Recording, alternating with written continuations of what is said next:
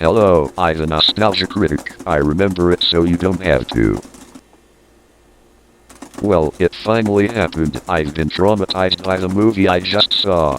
A film so bad that my doctor tells me I may never speak again. What film brought me to such a speechless state? Well, let me tell you the story of a sauerkraut named Uwe Boll. He is being declared the new Ed Wood of the film world. A man who constantly keeps making horrible movie after horrible movie and yet somehow keeps making money. He mostly makes video game films like House of the Dead and Blood Ring. His gimmick is that he exercises German tax loopholes that reward his investments into the film even if they totally bomb. So if the movie loses money, the investor got a tax write-off. He's also well known for challenging his critics to a boxing match and beating the living man shit out of them. Class act. Because of his unfortunate popularity, many of my viewers have been requesting me to review one of his movies. I took a look at one of his more famous films, Alone in the Dark, and am now paying the consequences. I'd love to review the movie for you, but I do not want to sound like Stephen Hawking speaking coach. So it looks like I'm going to pass on this one unless I can find someone to review. Did someone say Uwe Boll? Man, I've wanted to take a shot at that cinematic Hitler for years. How did you get in here? I'm from the future. What? I'm just kidding, I broke in. Well, not that I wouldn't want to watch the movie again with you, Spoony, but I fear a film this bad would take at least 3 reviewers, so unless you can find someone else— Hi, guys! Oh Jesus, no. I saw the nostalgia signal in the sky. Why did I install that? No one should have to watch Uwe Boll alone, especially with Spoony. Hey dude, check out what I can make the Nostalgia Critic say. I like to wear women's clothing. I like to wear women's clothing. Well, I guess we have enough people to withstand the horrors of the Boll. So what do you say we watch Alone in the Dark with a group in the daylight? Sounds great! Totally looking forward to it. Goody.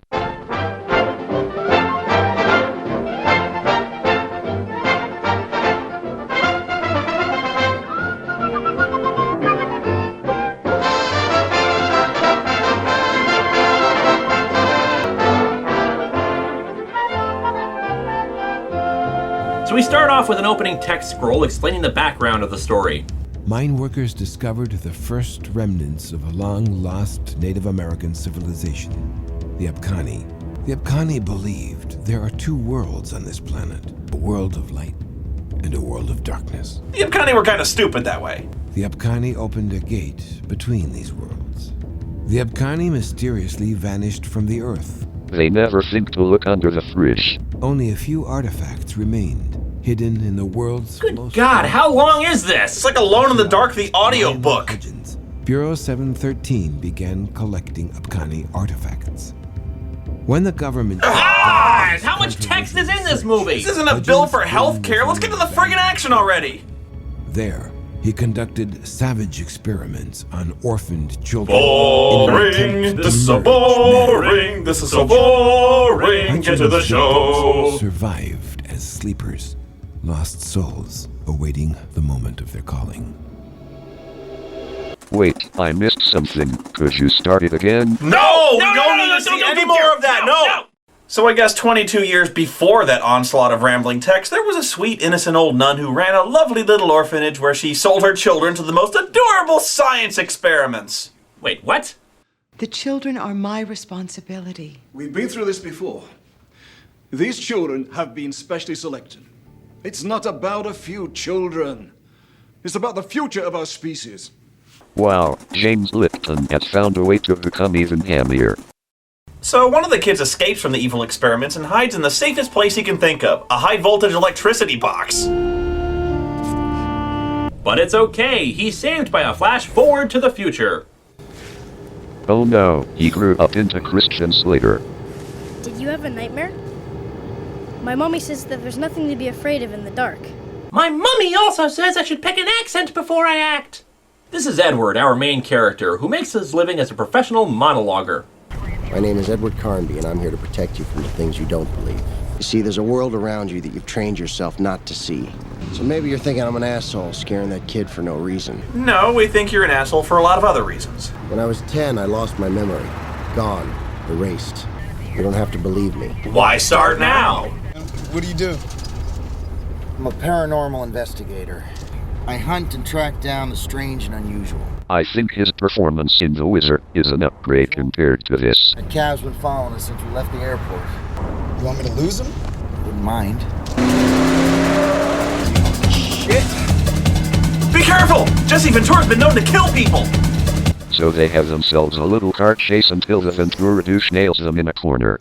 Slater tells the cab driver not to move. Stay down! So long, rare white cab driver guy!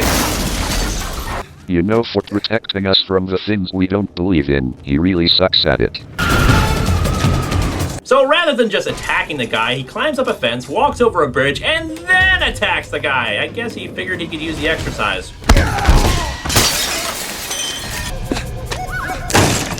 You know, you don't have to beat up the door, pal. You could have just as easily gone through the window you smashed through. And here he's crashing through another window. What is with this guy and his fear of doors? Did a door kill his family?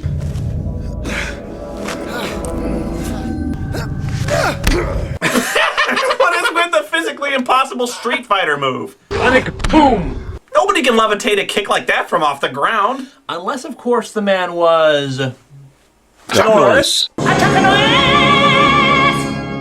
So Slater tries to shoot the guy, but it turns out bullets are just like milk duds being thrown at him. Yes, because it worked so well the first time!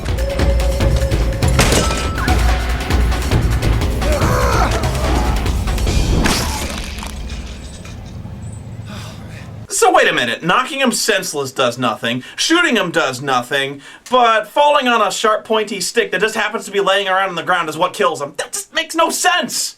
Unless, of course, that man was... Chuck Norris! No, not that even makes him. no sense. So we get to a scientist named Aileen, played by Tara Reid. How do we know she's a scientist? Well, because she has glasses, of course. And as we all know, any woman who has glasses is either a scientist or an adventurous librarian. As if wearing glasses makes you look any smarter. I need glasses. It's probably for the big Alcani show. Upcani? What the hell's Upcani? It's an ancient Native American civilization. Okay, yeah, don't you know, like, everyone knows about the Upcani tribe. It was all over MTV News last week. For sure. So we see Slater trying to walk away from the plot when he has a sudden suspicion like he's being followed. And, he's not. Huh. You know, from the way they were shooting, I could have sworn he was being followed. Nope, he's just walking home with no conflicting obstacles whatsoever. Huh. Kind of pointless, really. Yeah. So it turns out, a paranormal agent makes pretty good money, as he lives in what looks like a mix between a garage and a furniture showroom. So he looks at his archaeological decoder ring to see if he can find any clues as to what it translates out to. Son of a bitch. We then cut to a ship in the middle of the sea where Professor Lionel Hudgens and Gordon Fisherman here make an incredible discovery. A box made out of 100% pure gold. Whatever's inside must be worth a fortune. Oh, you have no idea. But faster than you can say, hands off me booty, the sailors lock the professor in another room and try to steal the box away, opening it up and releasing a horrible creature. Oh no, my acting is going Shatner. For some reason, everyone decides to just walk off the movie. I mean, geez, I knew Uwe Boll was a horrible director, but to have all the actors just walk off the movie at the same time, that's pretty bad. So the professor opens up the door that was just locked a second ago to find that the entire crew has been murdered. This gets the attention of the Agency of Paranormal Investigations, Bureau 713, filled with the most attractive people that GQ can afford. There's no malfunction, sir. Jesus Christ. Hey look, it's that guy who consistently almost has a career. Stephen Dorff? Yes. So Slater makes his way back to his old orphanage in the hopes of figuring out the secrets to his past and the fact that some of his old friends are disappearing. It's happening again. I need your help. I want to find the others. I'll get their files. Come on. So let's go back the way we just came. Blocking at its best, folks. I was recruited into Bureau 713. What, now we're when I was back 20. here? This movie jumps around more than a Mexican jumping bean on a grasshopper on a jackrabbit on a pogo stick. This movie sucks! So he talks with an old pal to figure out if there's anything all the people who have been disappearing recently have in common. I tracked down the 3 you asked me about. Even though you are showing him 4, you moron. Nothing much in common except they all grew up in the same orphanage.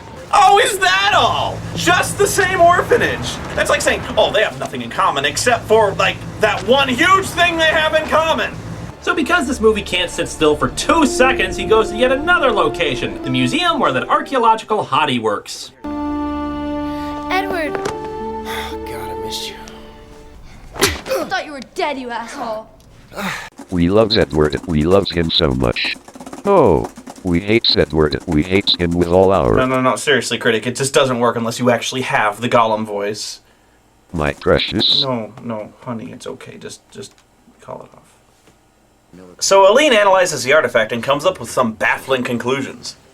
The thing is, they're all from different locations. Venezuela, Newfoundland, Alaska, and now this one's from Chile. Burying them at the ends of the earth. Yeah, but why? If you want someone to build a puzzle, why would you hide the pieces so far apart? Because it's a puzzle, you dummy! It's supposed to be hard to solve! Things look bad when suddenly the lights in the museum start flickering on and off, and it probably doesn't help that the security guard has just 2 days left before retirement. Yeah, flickering lights. Uwe Boll is actually trying to scare us with flickering lights. All that's missing is a guy on a microphone trying to make scary sound effects.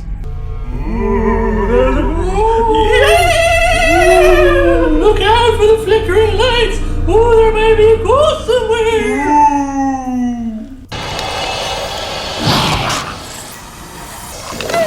Remember me as a brilliant security guard. So Edward and Aileen see the beast and try their best to get away from it. Zool, motherfucker, zool! Oh yeah, and trap yourself inside the building. Don't run out of the building or into the streets where someone could help you. This is much more sensible. But thankfully, Steve and Dorf and friends come in to try and save the day, and of course be an ignorant jackass as well. Got a little soft since you left 713? Why are you still here? I just got my ass chased around this goddamn museum by something I couldn't see. I want to know what 713 knows You're about not it. 713 anymore, okay? That information's classified. That means it's none of your fucking business. What about the business of that little girl? We've got this under control. You're right, Burke. Maybe I have gotten soft. You just keep walking. Is he trying to out-Slater Christian Slater? So Edward goes to the old doctor friend he saw earlier to see if he's discovered anything about the Jesse Ventura guy. Why the hell was he trying to kill me? This might have something to do with it. Never seen this kind of symbiosis before. This must be why his entire nervous system was compromised. If by compromised you mean invincible! Scanner's still giving a rating.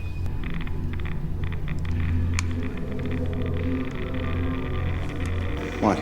Well, it appears you have one too. Oh, we got a cutscene. I'll tell you later. Guy. So we see the Professor guy apparently has been keeping some of these monsters for himself, taking their blood and injecting it into his own. What does this have to do with the story? Nothing. Uwe Boll is just a weird fuck. That's good MacGuffin. The man who attacked me yesterday was... Shut up! I found in Good lord, he can monologue about anything. I was on my way to get my prostate checked. I suddenly realized I forgot to TiVo Lost. Why the hell was I in Star Trek 6? But his monologuing doesn't last long as he's interrupted by Aileen dropping by his place.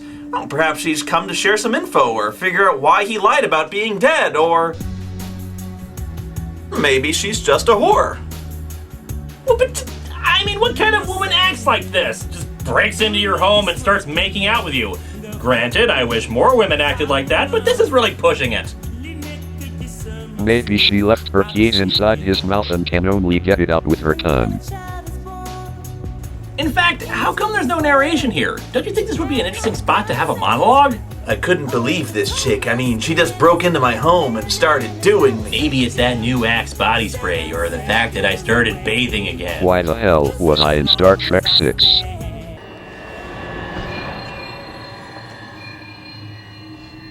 Seems all the pieces fit together. Oh, is that what you call what we just did? I mean, I slapped you after we hugged. You don't even want to know what I'm going to do after we had sex. Cha. Cha. Cha.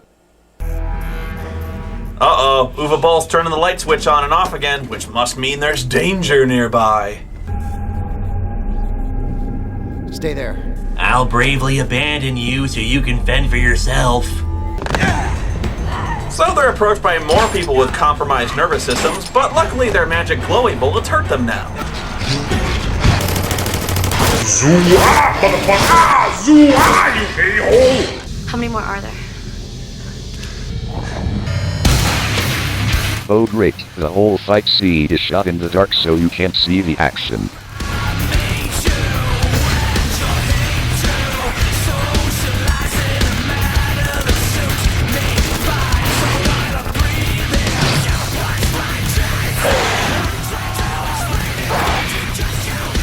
Luckily Dorf and the gang try again to save the day.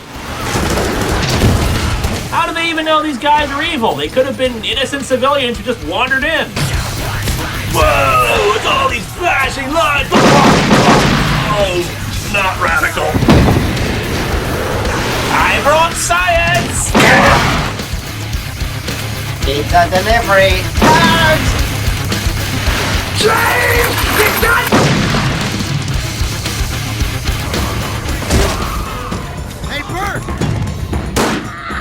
What? He didn't even hit her! I mean, look at it! It goes right above her head! Was the shock that somebody was trying to kill her just too much for her to handle?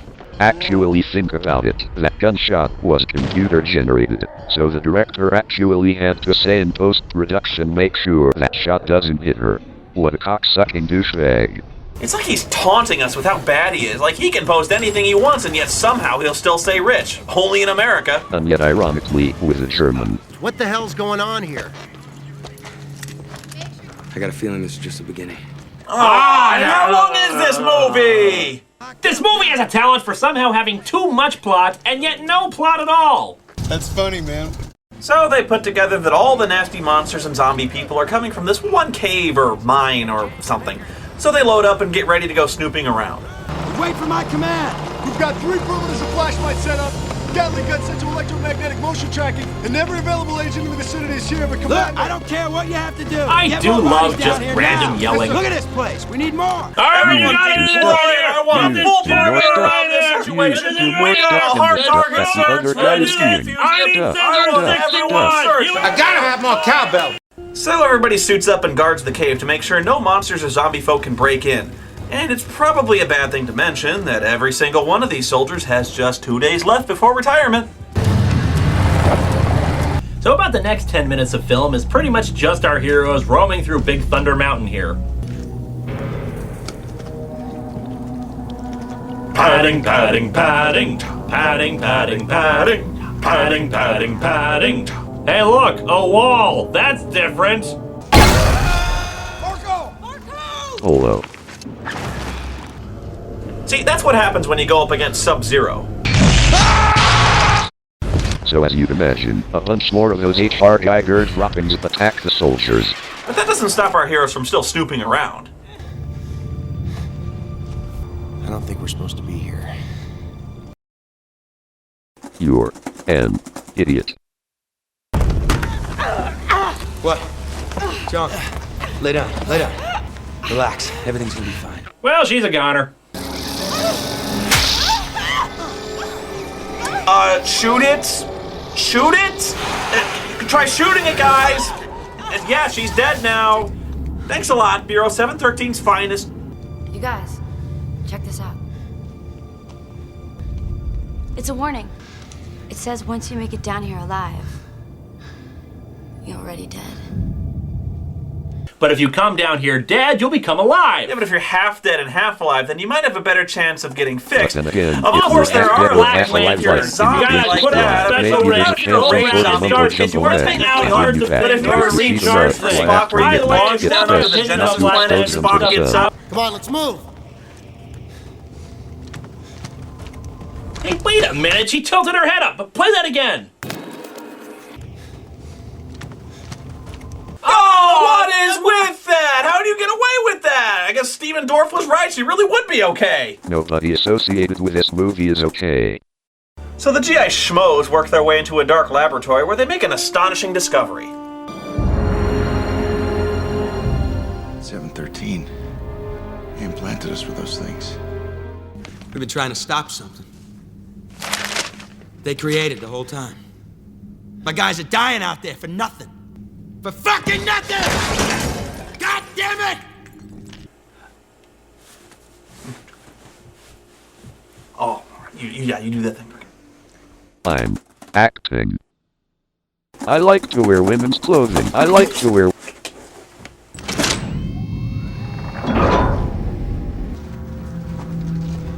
Now it says if you made it to this door, you weren't intimidated by the other door. The answers I've been looking for my whole life could be on the other side of this thing. Some doors are meant to stay shut. Yeah, like the DVD case to this movie. I spent 20 years looking for the key for that door.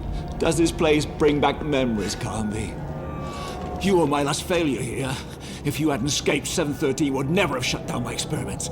And I would have gotten away with it too if it hadn't been for you pesky kids! Ruh-roh! Ow, and that mangy dog! Scooby-Dooby-Doo. So Dorff does a perfect underhanded throw to the guy's chest.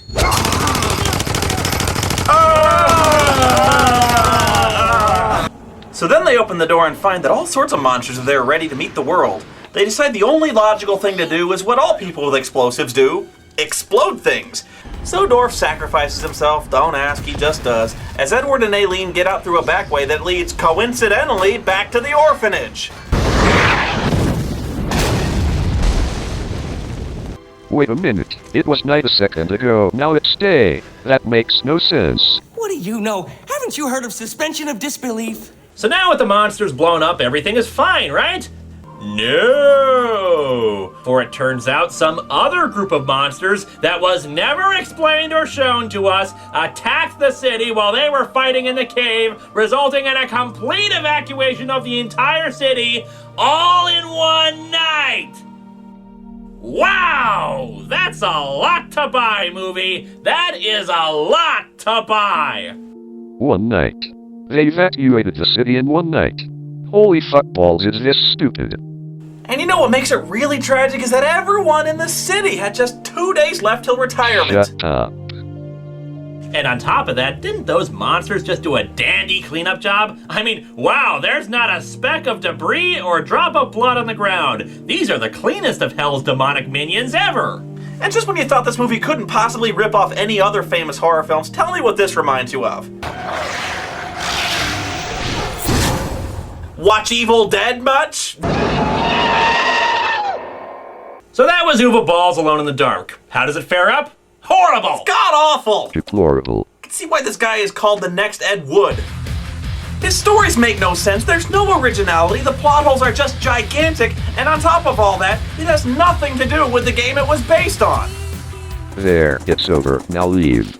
Oh, come on, I got all these other Uwe Boll movies we could watch, like House of the Dead. Remember to buy Revolution of the Masked. Why, what about Dungeon Siege? Hey, you leave him alone! Well, if you want to watch some hot chicks, I got Blood Rain. Blood Rain 2. Hit 5. 5. Why you gotta be so mean? We can watch Seed. That's it, Critic. It's on now. I'm the Nostalgia Critic. I remember it so you don't have to.